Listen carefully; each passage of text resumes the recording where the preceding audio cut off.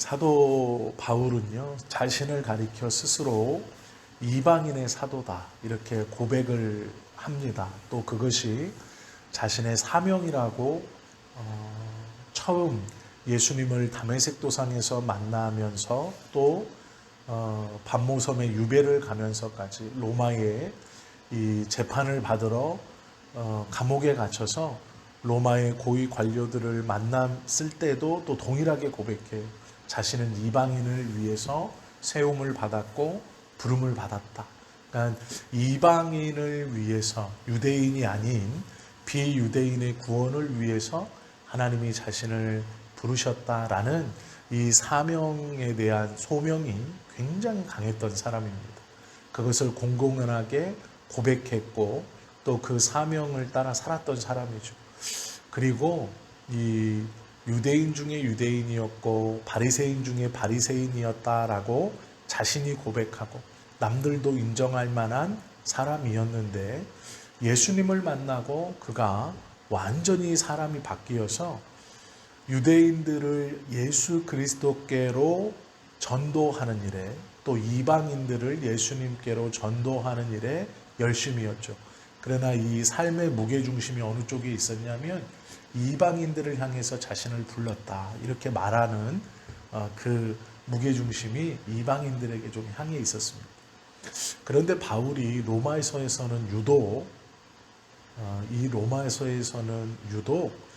유대인들에 대한 구원의 소망 그리고 자신들의 동족에 대한 안타까움을 몇 번씩이고 표출합니다. 그것이 무엇이냐면 바울이 예수 그리스도를 만나고 변화된 이후에 바울을 죽이겠다고 우리가 바울을 죽이지 않고는 내가 바울을 죽이지 않고는 입지도 않고 먹지도 않고 자지도 않겠다라고 결심하며 쫓아다니는 사람이 있었어요. 유대인들 중에. 바울이 그것을 들었을 때 그들이 무서운 것이 아니라 그 말을 들었을 때 바울이 인간적으로 느꼈을 안타까움, 속상함, 또 서운함 그런 감정이 바울에게 있었을 겁니다. 자기가 유대인을 사랑하지 않는 것도 아닌데 복음이 나를 붙들어 하나님이 맡겨주신 소명을 잘 감당하면 할수록 자신의 동족인 유대인들은 자기를 더 죽이려고 하는 거예요. 극렬히 미워하고 더 괴롭히는 거죠. 하나님 앞에 붙들리면 붙들릴수록 동족이었던 유대인들은 자신을 더 핍박하는 거예요. 바울이 그 유대인들에게요, 복음을 전하고 기회가 있으면 저는 유대인을 미워하는 것이 아닙니다. 저는 유대인에 대해 관심이 없는 것이 아닙니다. 계속 어필하는 거예요. 그 마음속에 안타까움도 있었고 또 서운함도 있고 속상함도 있고 아쉬움도 있는 것이죠. 삶을 바꾸겠다는 생각은 없고 삶을 내가 잘못했다라는 생각이 있는 것이 아닙니다. 바르게 맞게 걸어가고 있고 달려가고 있지만 뒤를 돌아보면 그 소문을 들을 때마다 자신을 잡아 죽이겠다고 자신을 미워하는 원래 한 동료였던 그들에 대한 안타까움과 그 서운한 마음이 있는 것이죠. 그러면서 강조하는 것이 뭐냐면 열심히 있는 것은 인정합니다. 그들이 하나님에 대한 열심이 있습니다. 그러나 그 열심은 지식을 기반으로 한 열심이 아닙니다. 이렇게 말해요. 온전한 것을 알고 열심을 내야 되는데 온전하지 않은 지식으로 열심을 내고 있습니다. 이렇게 안타까움을 표현하죠. 하나님의 의를 모르고 자신의 의를 세우려고 힘써 하나님의 의를 복종치 아니하고 있다. 이렇게 말씀합니다. 오늘 우리 본문에 보시면 이렇게 말해요.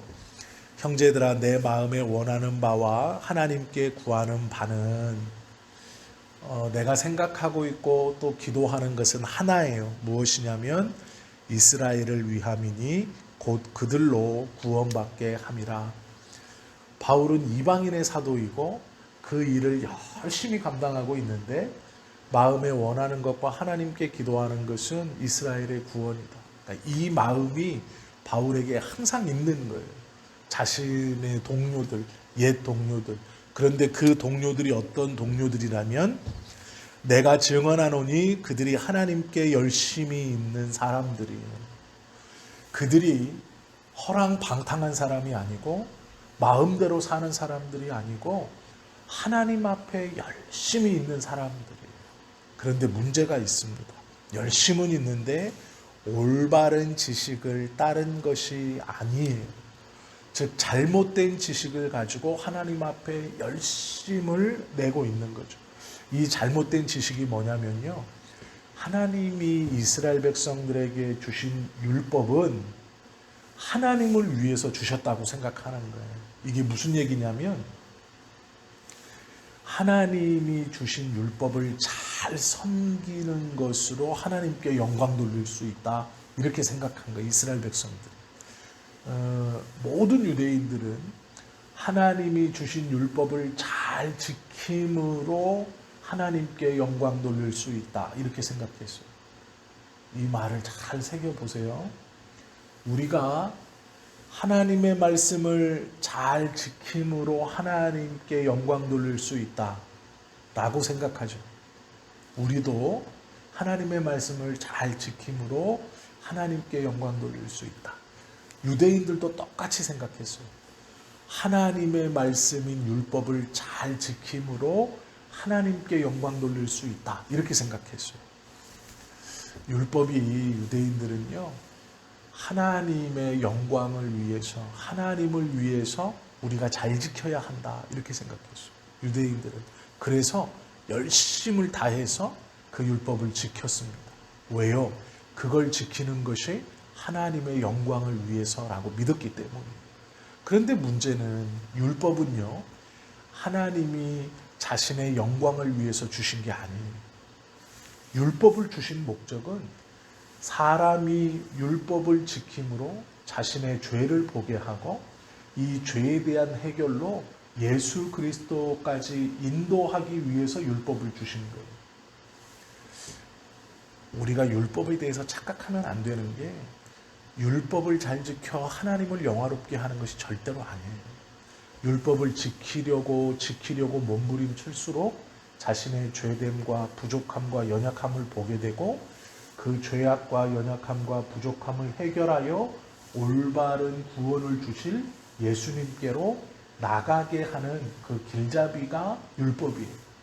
이것을 잘 지킨다고 하나님을 영광스럽게 하는 게 아니고 이것을 지킴으로 자신의 부족함과 연약함을 깨닫고 자신의 허물을 깨닫고 이 연약함과 부족함과 허물을 해결시켜 하나님 앞에 온전히 나를 이끌어줄 그리스도께 가는 것이 율법의 역할이에요. 그래서 율법은 우리에게 죄를 알게 해주는 기준이 되는 거예요. 지금 우리가 하나님의 말씀을 잘 지켜서 하나님을 영화롭게 합니다의 개념과는 달라요. 왜냐하면 우리는 구원을 얻은 사람들이죠. 구원을 얻은 사람들은 그 과정을 지나 예수님께 온 거예요.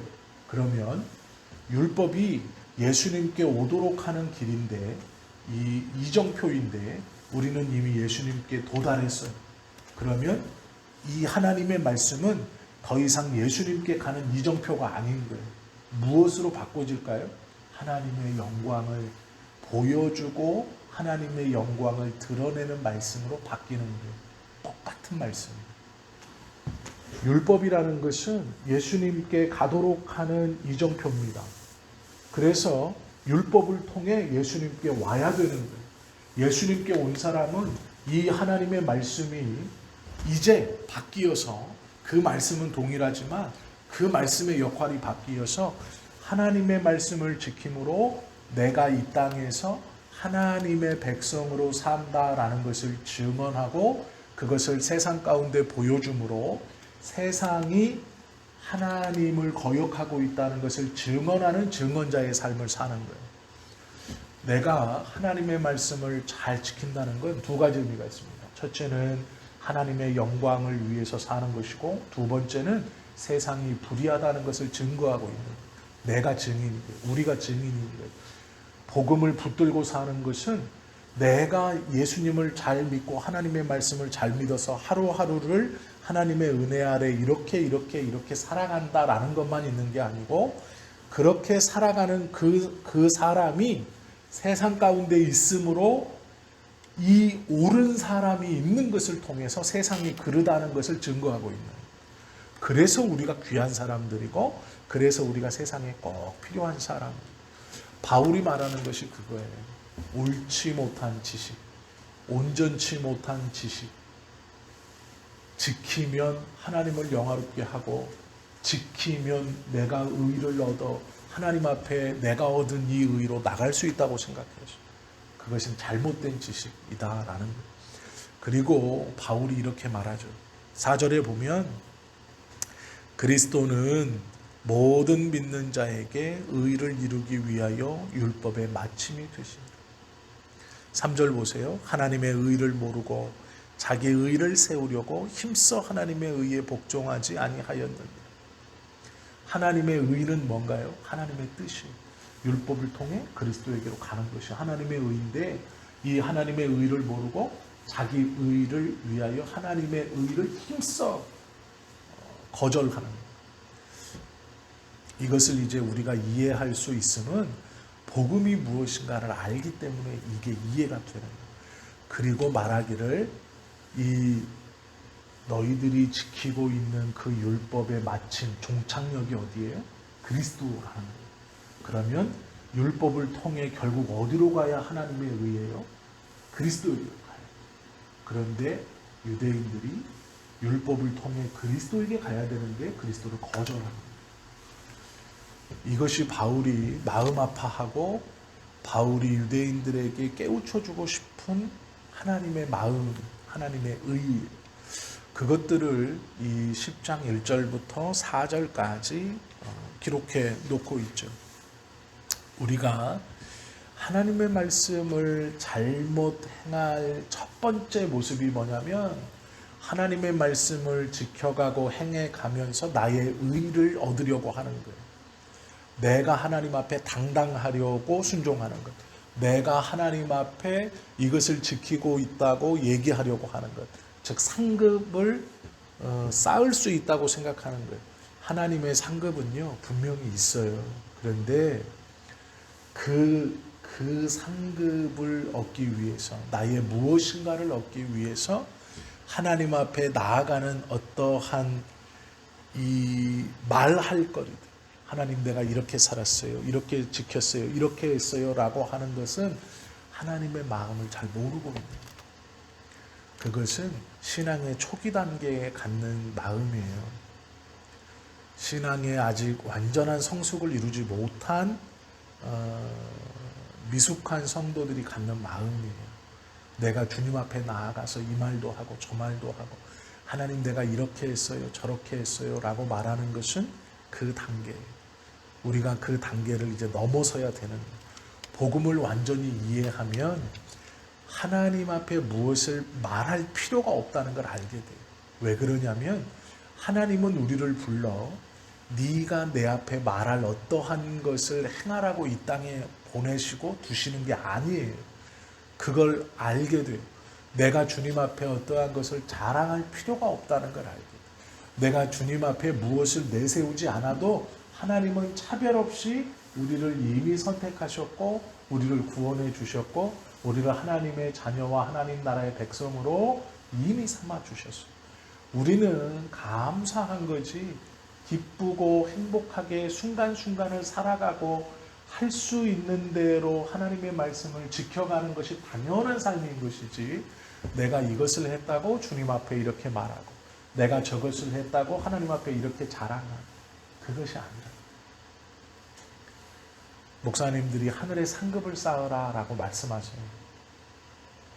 만약에 그 하늘의 상급을 쌓으라가 남들과 비교해서 더 많은 헌신, 더 해서 하나님 앞에 이렇게 했으니 이것에 대한 합당한 보응을 내 자녀에게 주세요, 우리 가정에게 주세요, 나에게 주세요라고 가르친다면 여기 있는 거예요, 밑에. 그런데 하늘의 상급을 사모하세요라고 했을 때 이미 하나님이 우리에게 무엇을 주셨는가를 안다면 그 상급이 이미 우리가 받았다. 그리고 받은 자로 하나님 앞에 그 상급을 얻기 위해서가 아니라 받은 것을 알고 나아갈 때 더 큰 상급을 주시는 거예요. 우리가 생각하지 않고 기대하지 않았던 더 놀라운 것. 신앙의 성장은 하나님께서 우리에게 원하시는 바이죠. 그러나 그 신앙의 성장은요, 바른 지식을 가지고 있어요. 성경의 말씀에 대한 바른 지식을 가지고 있을 때 바른 신앙의 성장이 일어날 수 있는 것이죠. 율법의 마침이란 율법의 폐기가 아니에요.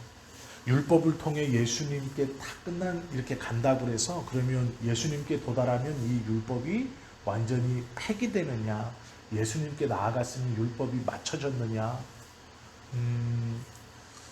예수님이 오시면서 율법이 다 없어졌다 이렇게 말하는 분들이 있어요. 우리는요, 율법의 행위를 쫓아가는 사람이 아니고 율법의 행위 속에 하나님이 진정 원하시는 율법의 정신, 율법을 주신 이유를 예수님을 통해 우리는 바로 알게 되어서 그 정신을 실행하며 사는 거예요. 그래서 우리는 제사 드리지 않지만 예배하는 거예요. 우리가 제사장을 찾아가지 않지만 목회자를 존중하고 또 내가 나의 어떠함을 놓고 하나님 앞에 기도하는 거예요. 그게 하나님의 말씀의 뜻이기 때문이에요. 예수님께서 이렇게 말해요. 짐승을 잡아서 제사를 드려라 이렇게 말씀하지 않고요. 직접 알려주세요. 하늘에 계신 우리 아버지께 기도해라 이렇게 말해요. 그러면서 주기도문을 알려주시죠. 주님이 먼저 기도의 모범을 보여주시죠. 예배하는 것도 예수님께서 어떻게 하시냐면 성전에 가서 그 회당에 들어가서 하나님의 말씀을 서로 나누고 길에서 하나님의 말씀을 나누고 천국의 소망을 갖게 해주세요. 예배는 하나님을 찬양함과 우리가 그 하나님을 섬기면서 우리의 마음에 천국의 소망이 날로 새로워지는 거예요. 말씀을 들으면서 천국의 소망이 더 새로워져요. 하나님에 대한 열망과 그 나라에 대한 소망이 매일매일 자라나야 돼요. 이게 예배의 요건이에요. 그렇지 않고 하나님 앞에 매일 예배 올 때마다 이 죄인을 용서해 주십시오. 이 죄인을 용서해 주십시오. 나의 죄가 아니면 하나님 이걸 이루어 주십시오. 저것도 이루어 주십시오. 하는 것만 반복된다면 그건 예배가 아니에요. 설교를 잘못 듣고 있는 거예요. 우리가 우리의 삶을 돌아보는 이유도 하나님의 말씀으로 내 삶을 비춰보는 이유도 제일 중요한 건 한 가지예요. 하나님의 나라에 합당한 자인가 지금 나의 모습. 나의 모습이 하나님의 나라를 사모하고 있는 자인가. 지금 내 살아가는 모양과 내 상황과 내 형편이 하나님의 나라를 소망하고 그 나라에 합당한 믿음의 상태인가를 돌아보는 것이 예배예요. 그래서 예배는 하나님을 영광스럽게 하는 것과 동시에 나를 돌아보아서 내가 그 영광의 하나님이 계신 그 하나님의 나라에 합당한 상태인가를 점검하는 것이 예배예요. 예배에 와서 날마다 아이고 하나님 나의 죄를 용서해 주십시오만으로 끝나면 안 돼요. 그렇게 용서받아 하나님의 나라를 소망해야 되는 것이죠. 나에게 복을 주십시오 하고 끝나면 안 돼요. 그 복을 누리면서 하나님의 나라를 소망할 수 있어요. 우리의 마음에 하나님의 나라에 대한 열망함이 없으면 그건 바른 믿음이 아닙니다. 바른 신앙함이 아니고 바른 예배의 모습이 아니다라는 것이죠. 하나님에 대한 바른 지식이 없으면 그 어떤 방법으로도 구원에 이를 수 없어요. 비록 교회에 나와 예배를 드린다고 하여도 하나님에 대한 바른 지식, 즉 복음에 대한 바른 이해가 없으면 구원을 받을 수 없다라는 거예요. 종교 생활에 익숙해진다고 하여서 구원받은 자가 아닙니다. 기도를 아무리 유창하게 해도 하나님의 말씀에 대한 바른 이해가 없으면 그의 삶을 보면 믿는 자와 믿지 않는 자의 삶이 구별되지 않아요. 자신의 유익을 위해서 하나님의 이름을 붙들고 있는 자죠. 그것은 가까이는 있으되 함께 하고 있지 않은, 어쩌면 제일 불쌍한 사람이에요. 지금 바울이 말하고 있는 이 이스라엘 사람들과 같은 거예요. 가까이는 있으되 함께 하고 있지는 않아요. 옆에는 있는데 서로 단물 하나 두고 있는 거죠. 가까이는 있는데 같이 있진 않아요. 이게 참 어렵고 힘든 거예요. 그런데 우리들도 그럴 가능성이 있어요. 우리가 하나님의 말씀을 온전히 알지 못하고 하나님의 뜻에 온전히 순종하지 못하고 바른 지식을 갖지 못하면 잘못된 지식으로 하나님의 말씀이 가까이 있지만 그 말씀이 무엇인지를 알지 못해서 온전히 그 말씀을 따라가지 못하는 거예요. 신앙이 제자리만 뱅뱅뱅뱅 돌고 있는, 그러기에 같은 문제가 계속 나를 괴롭히는 거예요. 작년에 나를 붙들었던 그 문제가 올해도 나를 붙들고 내년에도 나를 붙들고 있는 거예요. 왜 그러냐면 그 자리를 뱅뱅 돌기 때문에 믿음의 성장이 이루어지지 않아요. 하나님의 말씀이 믿어지지 않고 그 말씀이 역사하지 않아요. 왜요? 그 자리를 돌기 때문이죠. 바른 지식이 없기 때문에. 우리가 바울이 이 이스라엘 백성들을 안타까워하는 것처럼 우리도 하나님의 말씀을 들을 때 혹여 나의 의를 위해서 하나님의 의에 복종하지 않는 것은 아닌가. 내가 이 신앙함이, 하나님을 신앙함이 하나님의 말씀과 그 뜻에 따라 하나님의 나라를 소망하는 게 아니라 혹여 이 땅에서 남과 비교하여 잘 먹고 잘 살고 무엇인가 이루어 보려고 하는 그 마음은 아닌가. 그래서 우리의 속마음, 내 속마음 깊은 곳을 한번 들여다보고 또 그것까지도 하나님 앞에 다 맡길 수 있는, 그래서 바른 지식으로 바른 신앙 생활의 모습으로 나아갈 수 있는 우리 모두가 되실 수 있기를 예수님의 이름으로 축원합니다. 기도드립니다.